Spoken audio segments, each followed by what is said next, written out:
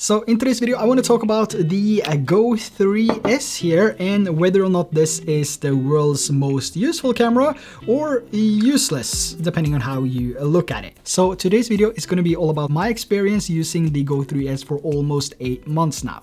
Is it worth getting now that we have the Action 5 Pro, the Ace Pro 2 and the GoPro Hero 13?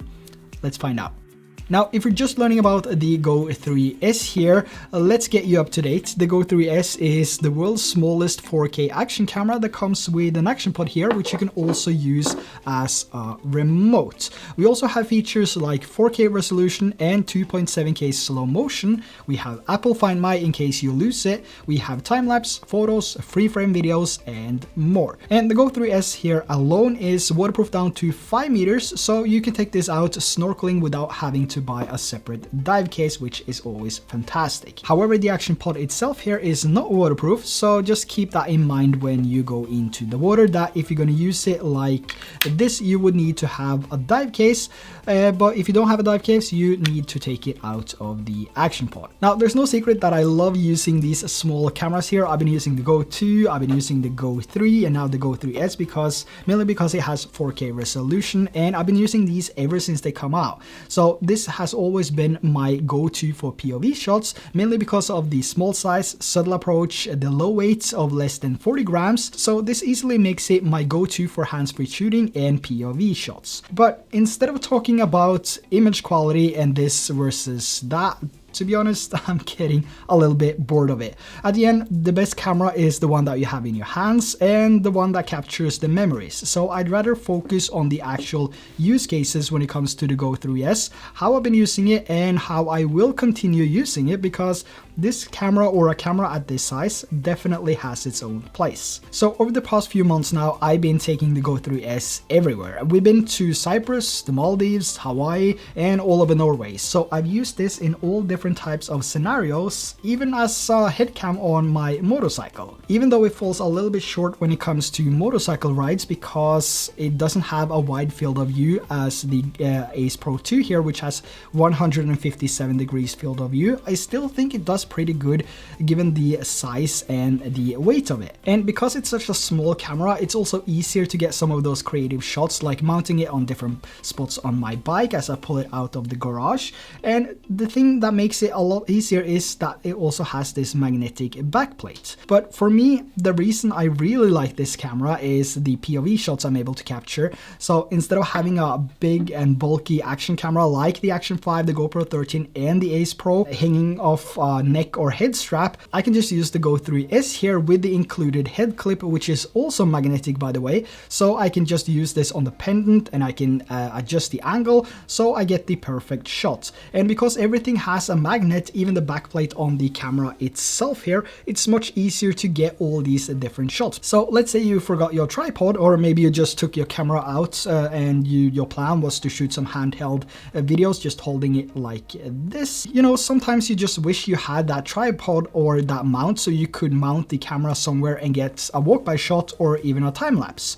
So because the Go 3S has this magnetic backplate here on the camera itself, it's much easier to just mount this in different spots. And then you can also use the action pod here as a monitor to line up that shot and use this as a remote to stop and start your videos. Now, when it comes to the Go 3S and who I think this is for, I would say families, solo creators, and perhaps those that need to capture some behind the scenes videos or POV shots when doing tech reviews, for example. So for tech reviews, I always use this because it's easier, it's lighter and more convenient to mount than a bigger camera that weighs 10 times more. And for showing something in your hands, it doesn't really matter if it's shot in 1080p, 4K or 12K. The point is to show what you're holding and how to use the device, but it doesn't hurt that the Go 3S also can capture those videos in 4K up to 30 FPS. Now, another scenario is with the family and kids. One of the things I love is to capture the moments around the world and all the fun these kids have by jumping in the pool, for example, hiking up mountains, or having just having a great time.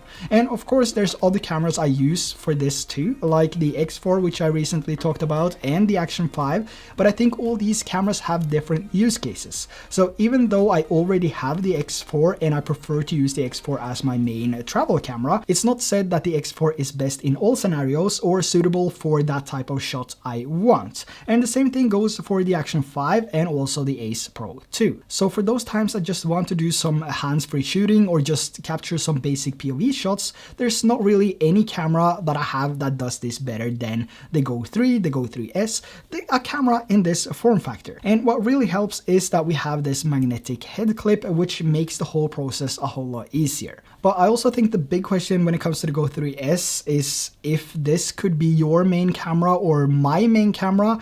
For me personally, I would say no, because I already have the Ace Pro 2, the X4 and the Action 5 Pro, which all does a better job in terms of image quality, features, durability, and the X4 has the versatility. But it's just something about the Go 3S that makes it a must-have additional camera, in my opinion, which is exactly that POV ability and the creative shots I get with the Go 3S, which takes a lot longer time to figure out how to pull off with something bigger like the Ace Pro, the Action 5, or the X4, for example. So to have a small camera like the Go 3S or the Go 3 even, I think that fills the gaps between these cameras, and for that reason I do think this is a very useful camera. And even though it's not my main camera, it's always with me and it always captures videos on our trips. And hiking, of course, is something that I always come back to when I talk about the Go 3S or the Go 3 series.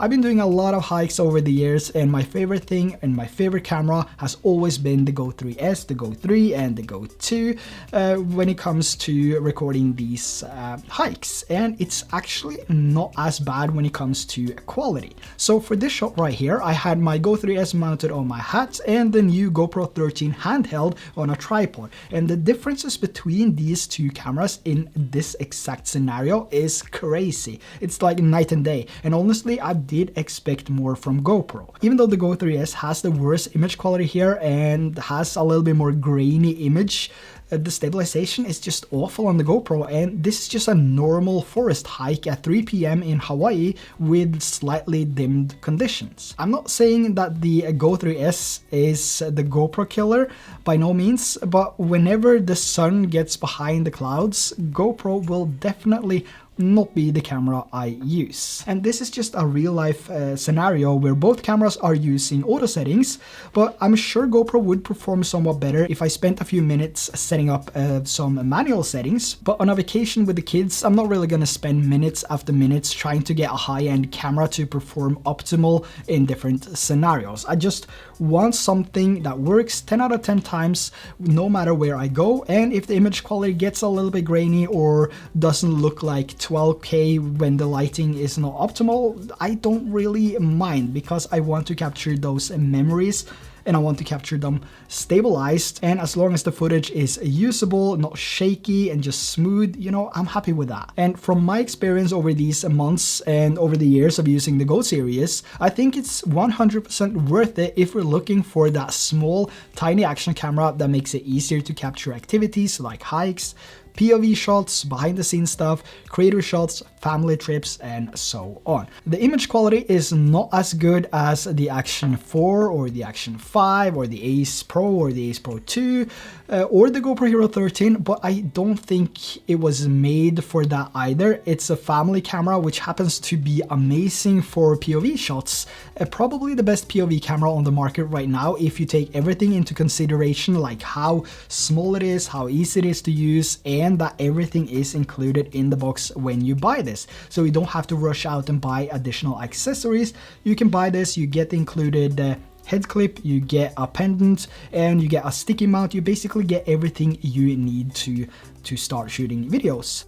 So there you have my little roundup of the Go 3S here. I would also say the Go 3 as well. Both are amazing little cameras that I use on a daily basis when we're out traveling, and also here when I record B-rolls and behind the scenes stuff and need some POV shots. And one more thing, if you decide to get the Go 3S in the future, you might as well go with the 64GB version. It's a little bit cheaper. I found this to be more than enough for a few days of filming my POV shots and the different activities. And when you're back at the hotel, you can just transfer these files over to your MacBook. That's what I'm doing. Or you can grab the quick reader, which has an SD card slot, and you can just transfer the files directly from the Go 3S over to that SD card, and then you can swipe the Go 3S storage, so you have a fresh unit when you go out the next time.